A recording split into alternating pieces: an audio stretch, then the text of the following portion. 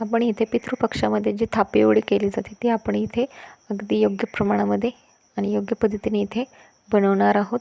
चला तर आता इथे मी गॅसवरती कढई ठेवलेली आहे. आता त्याच्यामध्ये थोडंसं तेल टाकून जिरे मोहरी टाकून याच्यामध्ये मी थोडीशी हिरवी मिरची लसूण आणि कालं मिक्सरला बारीक करून घेऊन ते परतून चांगलं याच्यामध्ये थोडंसं पाणी हळद टाकून चांगलं पाणी थोडंसं ओतून घेतलं. जास्त पाणी आपल्याला इथे ओतून घेतलं. त्यात थोडीशी कोथिंबीर.